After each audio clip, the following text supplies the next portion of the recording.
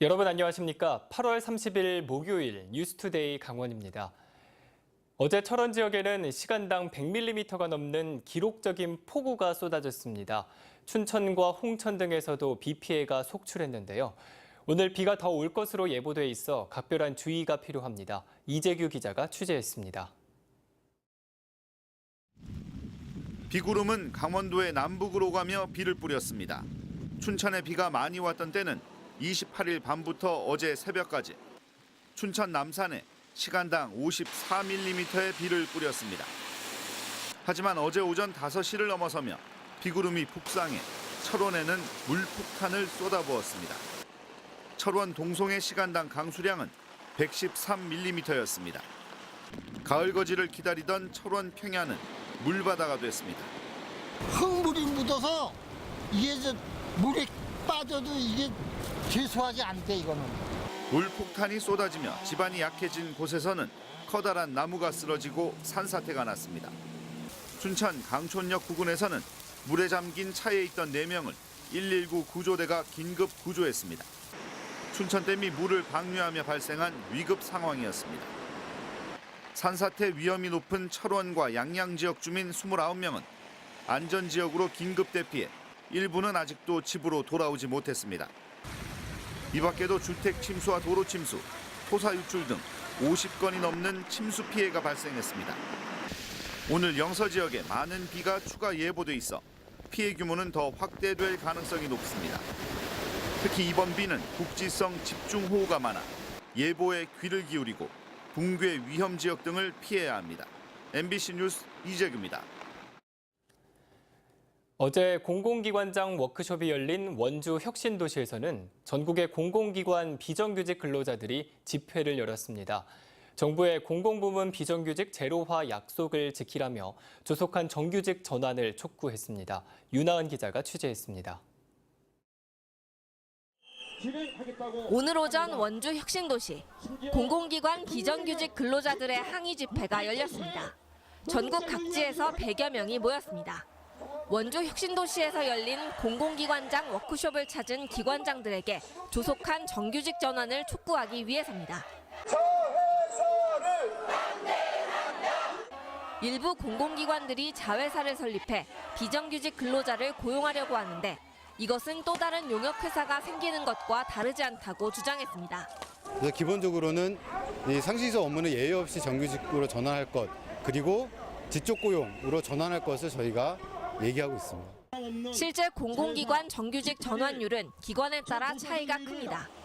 공공기관 경영정보 공개 시스템 알리오에 따르면 지난 6월 말 현재 원주 혁신도시 10개 공공기관의 비정규직 규모는 7,200여 명입니다.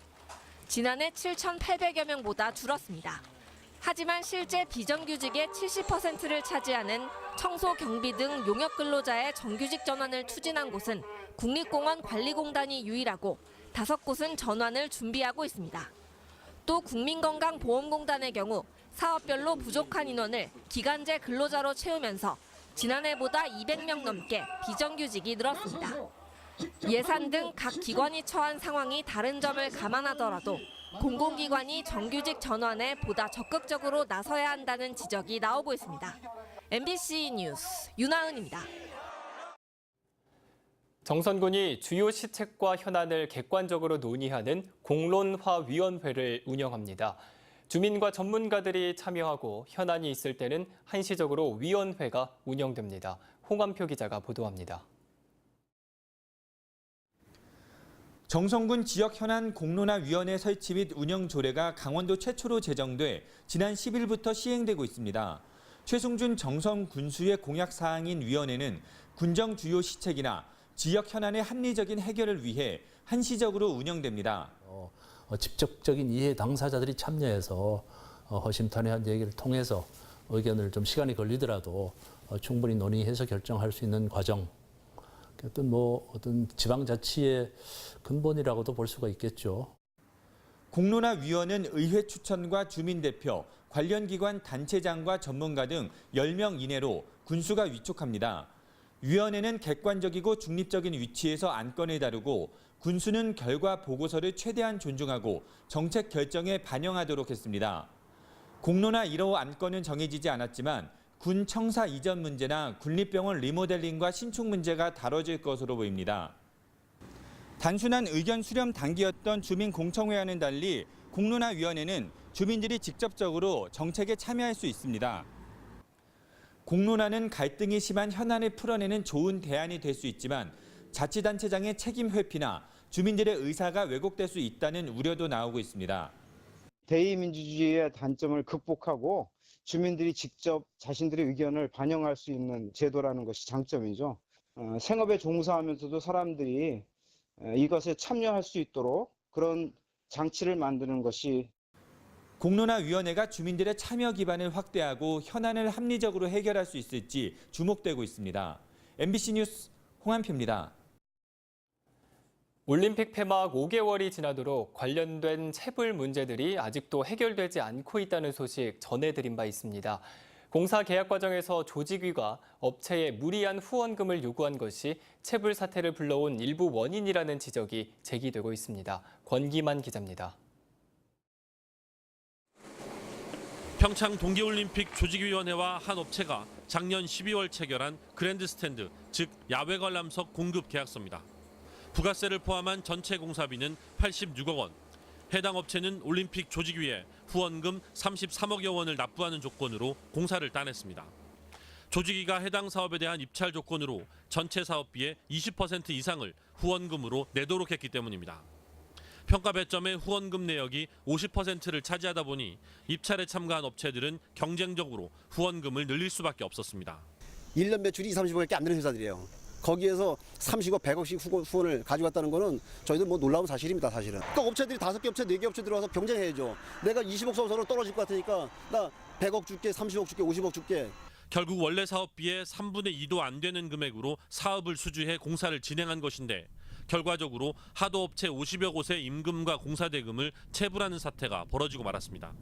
같은 방식으로 계약을 체결한 텐트, 캐빈 부문 하도급 업체들도 상황은 마찬가지입니다. 보수까지 했으나 아무런 의미도 없고 지금 차일필 밀기만 하고 서울 텐트는 나몰라라 한 상태고 밑에 하청을 준 상태인데 조직위는 업체들이 후원금에 대한 조건을 숙지하고 공사에 참여한 만큼 문제가 없다는 입장입니다. 올림픽 조직위원회 기부금 내는 거는 우리가 뭐 강압적으로 한 거가 아니고 자기들이 계산을 해서 들어온 거. 86억에서 35억을 기부금으로 내기로 했다는 거는 그만큼 수익을 낸다고 예상을 했을 텐데 그게 안 나는 거 아닌가. 하지만 조직위가 무리한 후원금을 요구해 최소한의 비용으로 사업들이 진행되면서 지금의 잇따른 체불 문제에 일부 원인을 제공했다는 지적은 피하기 어려워 보입니다. MBC 뉴스 권기만입니다. 동해 추암 해변은 빼어난 경관으로 인기가 높지만 입구 터널의 열악한 교통 여건은 오래된 문제였습니다. 터널이 너무 좁아서 불편이 이만저만이 아닌데요. 이걸 개선하는 공사가 올해 시작됩니다. 유인호 기자가 보도합니다. 추암 해변 입구의 좁은 터널로 승용차가 겨우 빠져나옵니다. 60년 가까이 된 이 터널은 폭이 워낙 좁아 승용차가 지나갈 때는 사람이 다닐 수 없고 사람이 들어가면 차량이 기다려야 합니다. 버스나 소방차 같은 대형 차량은 진입이 아예 불가능합니다. 유명한 해변 입구라고는 믿어지지 않을 정도의 열악한 이곳을 개선하는 공사가 올해 안에 시작될 예정입니다. 동해시와 철도시설공단이 공동으로 35억 원가량을 투입해 지금보다 넓고 높은 터널을 새로 뚫고 기존 터널은 폐쇄하기로 했습니다. 지금 현재는 1차로로 해서 사람들이 통행이 아주 차가 갔을 때는 어렵지만은 개선이 되면은 왕복 2차로 차가 교행 가능하고 양쪽에 보도 3m씩 해서 이렇게 그렇게 되고 높이도 소방차 이런 것도 빠져나갈 수 있도록. 철도 밑으로 뚫린 터널이라 사업비 부담을 놓고 밀고 당기기를 하다가 국민권익위원회의 조정이 이루어져 공사가 가능하게 됐습니다. 철도시설공단이 75%, 동해시가 25%를 부담합니다.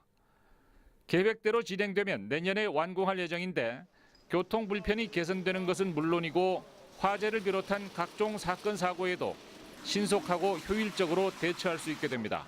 MBC 뉴스 유일호입니다. 강원도 내 혼자 사는 1인 가구 비율이 전국에서 가장 높은 것으로 나타났습니다. 통계청이 발표한 2017년 인구주택 총조사에서 강원도 내 일반 가구 62만 729가구 가운데 1인 가구는 모두 19만 9,645가구로 32%를 차지했습니다. 강원도의 1인 가구 비율은 전국에서 가장 높고 전국 평균 28.6%보다 3.6%포인트 높았습니다. 20대에서 30대 젊은 층의 음주운전이 심각한 것으로 나타났습니다.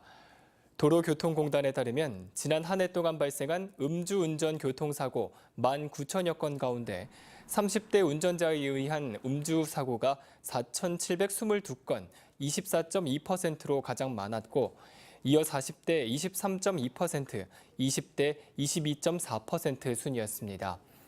특히 20대 운전자의 음주운전 사고 치사율은 연령대 중 가장 높은 2.8%를 기록했습니다. 지난해 전국에서 발생한 음주운전 사고로 439명이 숨지고 3만 3천여 명이 다쳤습니다. 장애인과 노약자 등이 편하게 이용할 수 있는 숲길인 평창효석 무장애 나눔길이 오는 10월 준공될 전망입니다. 평창군 봉평면 창동리에 조성되는 무장애 나눔길은 휠체어가 다닐 수 있는 목재 데크로와 황토길, 산책로 등으로 만들어집니다. 평창군은 산림복지진흥원의 녹색자금 5억 원을 지원받아 사업을 추진하고 있으며 오는 31일 전문가 시공 자문을 거쳐 본격적인 공사에 들어갈 예정입니다. 원주시가 감사관실 내에 갑질 피해 신고 지원센터를 설치 운영합니다. 갑질 피해 신고 지원센터는 사회적 문제로 대두되고 있는 공공 분야의 갑질 행태를 근절하기 위한 것으로 감사관을 센터장으로 하고 신고 접수 처리반과 감찰 조사반, 협조 지원반 등 3개 반으로 구성됩니다.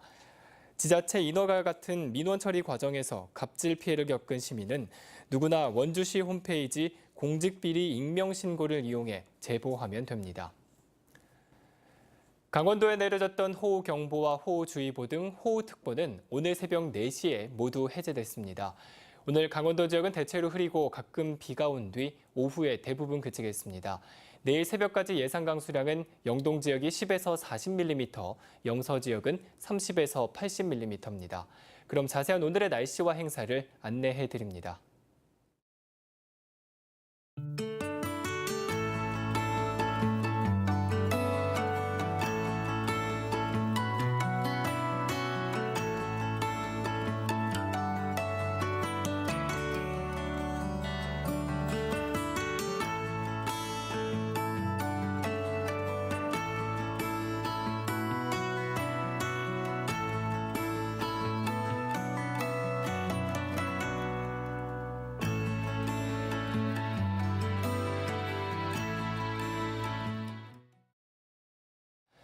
이상으로 뉴스투데이 강원을 마칩니다. 시청해주신 여러분 고맙습니다.